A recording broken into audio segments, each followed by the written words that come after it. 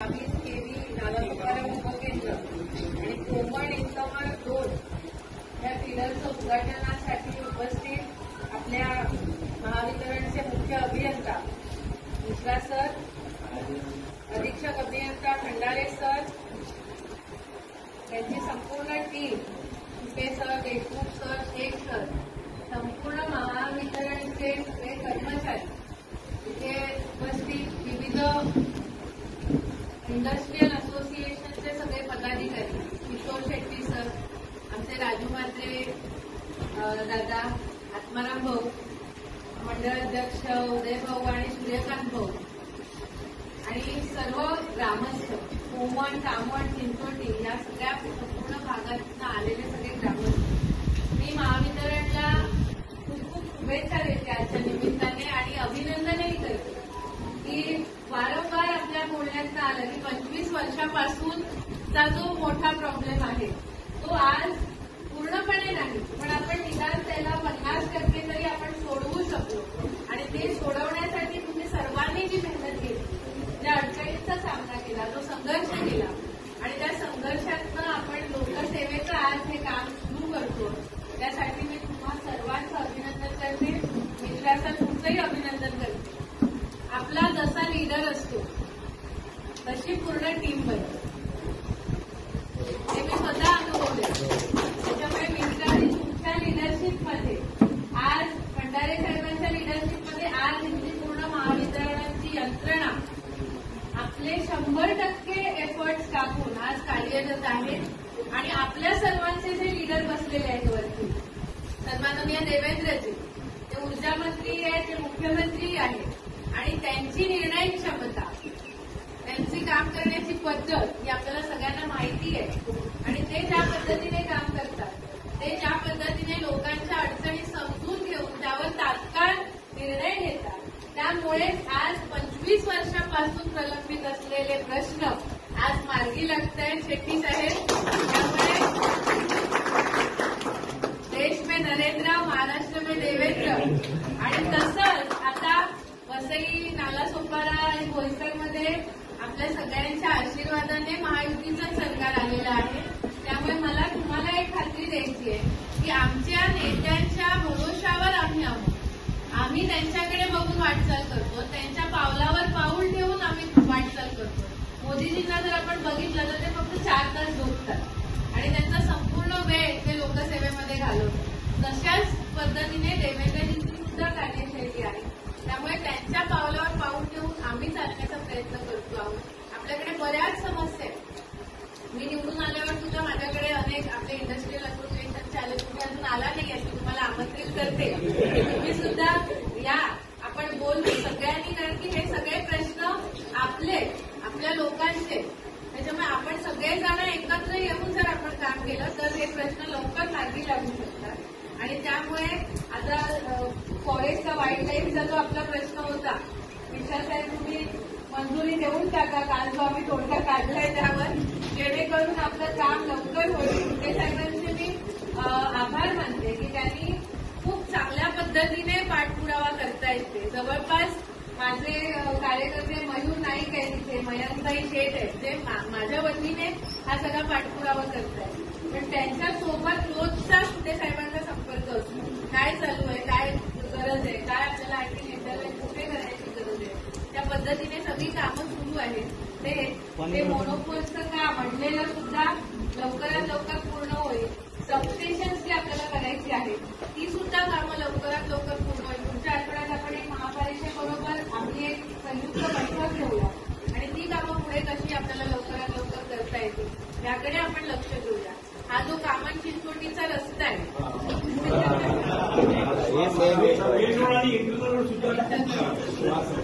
भगवान बचाए, कामन चिंचोटीच्या रस्त्याने जेव्हापासून आलो तेव्हापासून काय की त्रास होतो, इंडस्ट्रियलिस्टनाच होतोय असं नाही, सामान्य नागरिकांना होतोय.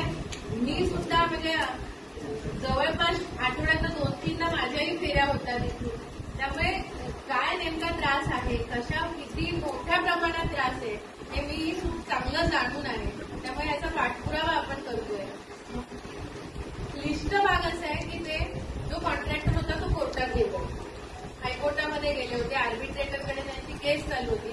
त्याच्यामुळे नाही शासन काम करू शकत होती आणि नाही तो कॉन्ट्रॅक्टर काम करू शकत होता. आता परिस्थिती अशी आहे की आपल्याला बहुतेक 13 तारीख होती, आता 19 तारीख मिळाली. 19 तारखेला आम्ही अशी अपेक्षा करतोय की हायकोर्ट शासनाला परवानगी देईल की टेंडर काढलेली आहे, त्या टेंडरची वर्क ओपन करून वर्क ऑर्डर काढून 300 कोटीचं काम हे मंजूर आहे 22 किलोमीटरच्या कॉन्क्रिटीकरणासाठी.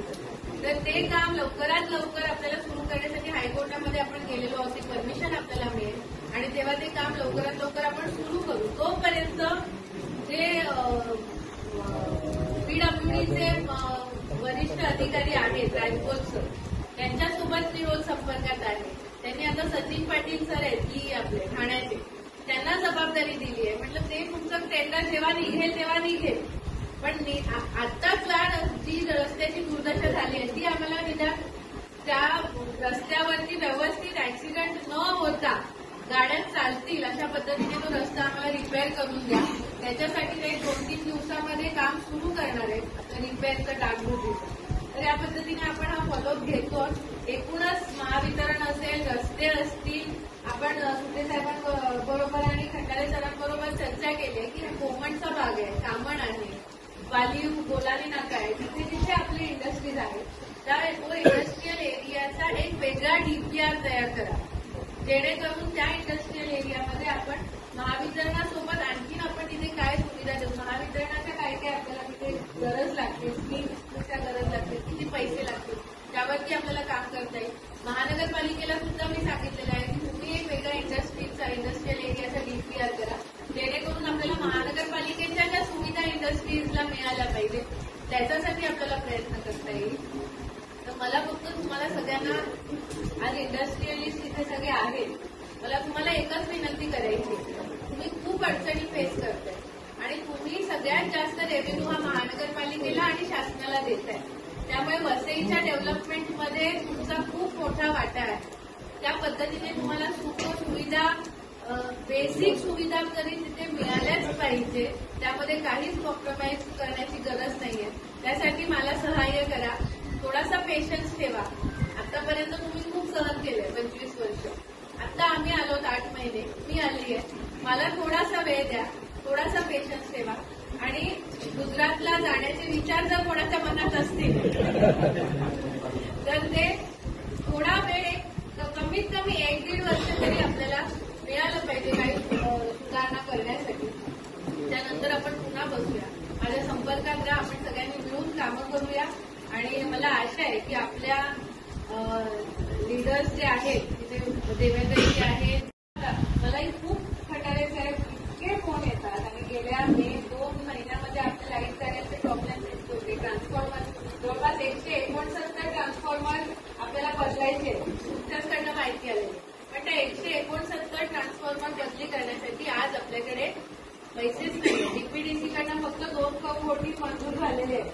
त्या 2 कोटीमध्ये आपण किती ट्रान्सफॉर्मर करू शकतो. त्यामुळे आपण आणखी निधी आपण महाराष्ट्र शासनाकडनं कसा ट्रान्सफॉर्मरसाठी मिळवू शकतो त्यासाठी आपण प्रयत्नशील आहोत. या सगळ्या गोष्टी आपण करतो आहोत. आणि खंडारे साहेबांना मला एक सांगायचंय की आपण जेव्हा उतरतो समुद्रात पोहणं बाहेरून छान वाटतं, पण जेव्हा स्वतः आपण उतरतो तेव्हा कळतं की किती कठीण आहे. तर त्यामुळे आता मलाही कळलेलं आहे की तुमच्या काय अडचणी आहेत की त्या अडचणी आपल्याला असं वाटतं की आताच सुटतील, एका आठवड्यात सुटल्या पाहिजे, तर होत नाही. कारण की अनेक डिपार्टमेंट्स एका डिपार्टमेंटच्या फक्त हातात असेल तर प्रश्नच नाही. पण आपल्याला फॉरेस्ट डिपार्टमेंट आहे, वाईल्ड लाईफ डिपार्टमेंट आहे, वाईल्ड लाईफच्या परमिशन्स मिळवणं आणखी कठीण आहे फॉरेस्टपेक्षा. म्हणजे ह्या सगळ्या अडचणींचा सामना करून आपल्याला आज जावं लागतंय. त्यामुळे तुम्हाला सुद्धा माझं पूर्ण सहकार्य मिळेल, जिथे जिथे आवश्यक आहे आपण ते सहकार्य देऊ. आणि मला असं वाटतं एक चांगली वसई घडवण्यासाठी सगळे आपण प्रयत्न करूया. तुम्ही सगळ्यांनी सहकार्य करा. शेट्टी साहेब तुम्ही ऑफिसला या, आपण निश्चित सगळेजण मिळून आपण काम करूया, आपण बोलू. मला इथे बोलावलं त्याबद्दल महावितरणचे खूप खूप धन्यवाद. संपूर्ण कर्मचारी रणजित भाऊ तुम्ही खूप छान बोलला आणि मला असं वाटतं मला खूप आनंद होतो की प्रत्येक ठिकाणी कोणत्या कुठेतरी मला वर्गमित्र मला मिळते. हा फायदा होतो आपल्या मातीतले लोकप्रतिनिधी असल्याचा. त्याच्यामुळे मी या वसईच्या मातीत जन्मली आहे, वाढली आहे. इकडचे जे लाईटचे प्रॉब्लेम 25 वर्ष मी पण भोगतीये, तर त्यामुळे पुढच्या आपल्या पिढीला हेच प्रॉब्लेम फेस करावे लागू नये, त्यांना एक चांगलं भविष्य मिळावं यासाठी आपण सगळेजण प्रयत्नशील आहोत. आणि निश्चित इच्छाशक्ती असेल तर सगळं होऊ शकतं. तर ती इच्छाशक्ती इथे बसलेल्या आमची सगळ्यांची आहे.